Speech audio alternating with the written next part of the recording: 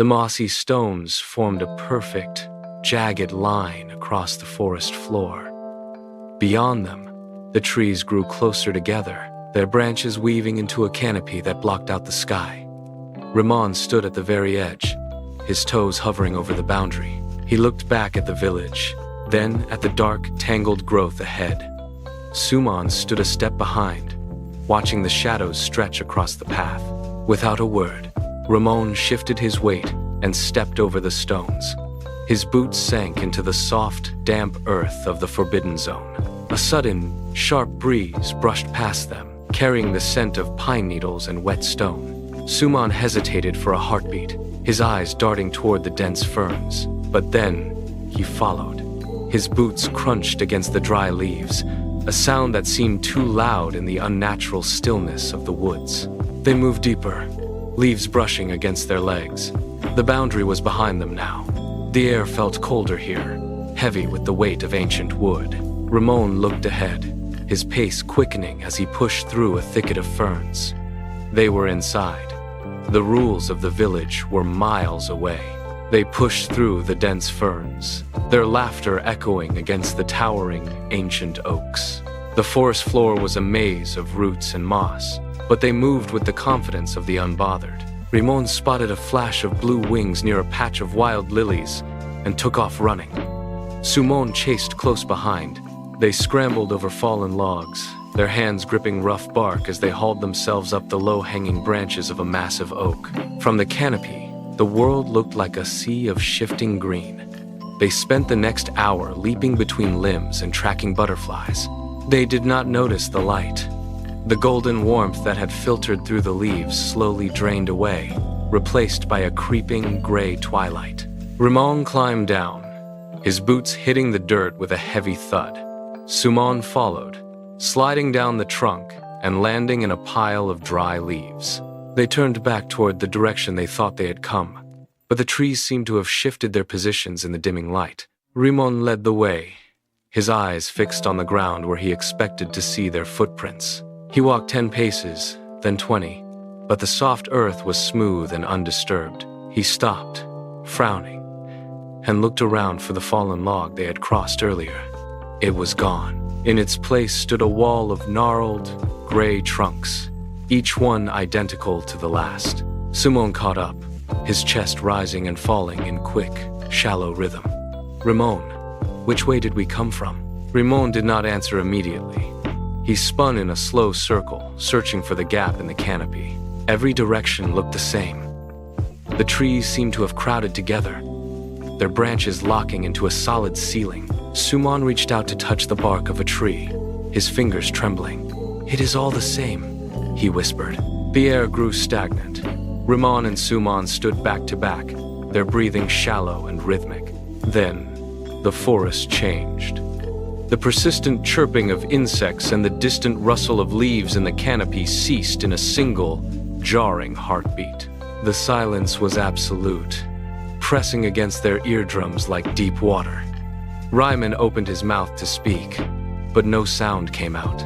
Beneath their boots, the soil began to hum. A low, rhythmic vibration traveled up through their soles, rattling their teeth. The ground shuddered again, a deep, guttural tremor that seemed to originate from the very roots of the trees. They gripped each other's arms, knuckles white, eyes darting toward the dense thicket ahead. The brush parted with a slow, deliberate snap of wood. A massive shape pushed through the ferns. It was a tiger. It emerged into the small patch of light, its muscles rippling beneath its hide. It fixed its yellow eyes directly onto them. The boys pressed their backs against the rough bark of a tree, their muscles locked, unable to draw a breath. The tiger tensed its haunches, preparing to spring. Rimon squeezed his eyes shut, bracing for the impact. Then, a sharp, piercing screech erupted from the canopy directly above. A heavy branch smashed into the tiger's shoulder, followed by a rain of smaller sticks and debris. The tiger recoiled, its ears flattening against its skull as it swiped blindly at the air, snarling at the unseen attackers in the trees. High above, a dozen monkeys swung through the branches, pelting the predator with more wood and leaves. The tiger's focus shattered, It lunged toward the base of the tree, snapping its jaws at the rustling leaves, its attention entirely consumed by the aerial assault. Rimon saw the opening. He shoved Sumon's shoulder, breaking the spell of their terror. They didn't look back. They pushed off the tree and sprinted into the thickest part of the brush. Branches whipped against their faces and thorns tore at their skin, but they kept running, their lungs burning with every gasping breath.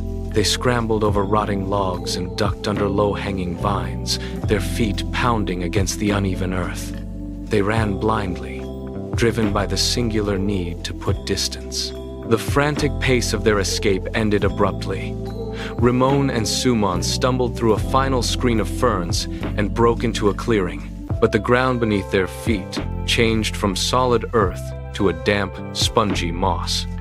A thick, gray fog swirled around their ankles, rising rapidly until it obscured their knees, then their waists. The air temperature plummeted.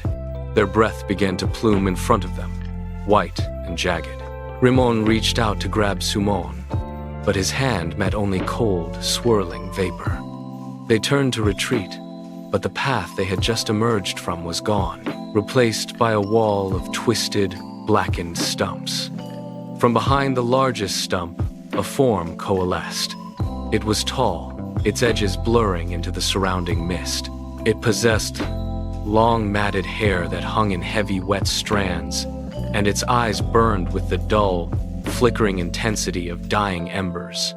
The figure drifted forward, its feet never touching the ground. It stopped inches from them, its presence radiating a bone-deep chill. "You have entered my domain," it rasped. The figure raised a hand, its fingers elongated and tipped with sharp, translucent claws. Rimon and Sumon collapsed to their knees, their muscles locking tight. The clawed hand descended, inches from Rimon's shoulder. The air grew so dense with frost that the boys could no longer draw breath. Then, the center of the clearing ignited. A blinding white pulse erupted from the ground, tearing through the gray fog like a lightning strike. The shockwave hit the translucent figure, causing its form to shatter into harmless wisps of vapor that vanished before they touched the grass. The oppressive, unnatural cold snapped, replaced instantly by the warmth of a summer afternoon. Rimon gasped, his lungs filling with air. He looked up, blinking against the lingering afterimage of the light. Standing where the ghost had been was a figure of brilliant, golden radiance. Her wings fanned out, casting a soft, amber glow over the clearing. She touched her wand to the mossy ground, and the heavy, suffocating silence broke. A rhythmic, bubbling sound emerged from the bushes nearby a stream, flowing clear and fast. The oppressive weight lifted, leaving them trembling but free. The figure turned her head, her gaze steady and calm, as the forest around them seemed awake from a long, stagnant sleep. The danger had been erased. The fairy extended her hands, palms open and inviting. "Follow me," she commanded, her voice clear as a bell. Rimon and Sumon reached out, their fingers trembling as they grasped her warm, steady hands. The moment their skin touched hers, the pull of the earth vanished. Their feet lifted, rising inches, then feet, then yards above the mossy clearing. The transition was instantaneous, a sudden loss of gravity that left their stomachs lurching. They rose through the thick, tangled branches of the ancient oaks, the leaves brushing against their legs like soft, green velvet. Higher they climbed, the air growing thinner and crisper with every passing second. Below them, the forest floor, once a labyrinth of terror, transformed into a flat, dark tapestry of interlocking boughs. The jagged, intimidating trees that had blocked their path now looked like nothing more than a small, contained patch of green in a vast, open landscape. The boys looked at each other, their eyes wide, the lingering fear of the ghost and the tiger fading into the rush of the wind. The descent was as smooth as the ascent had been sudden. The familiar dirt path outside their village materialized beneath their feet, solid and unyielding. The fairy released their hands, her touch lingering for a heartbeat before she stepped back.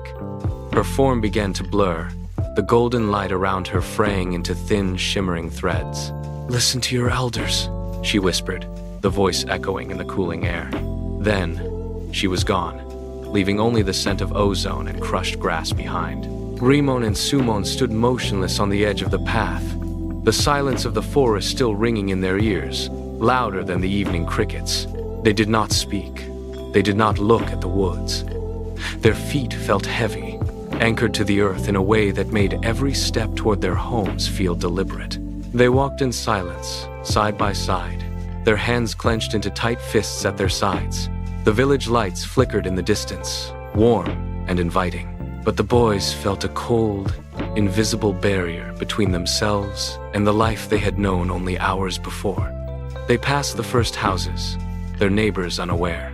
Rimon glanced at Sumon, seeing his own reflection of shock in his friend's wide, unblinking eyes. They reached their respective doors, but neither moved to go inside. The secret was a physical weight, a stone in their chests that made breathing difficult. They would never cross the village boundary again. The forest had taken their innocence, and in return, it had left them with a silence that would follow them for the rest of their lives. They turned away from the path and stepped into the dark, quiet safety of their homes, forever changed by what they had seen.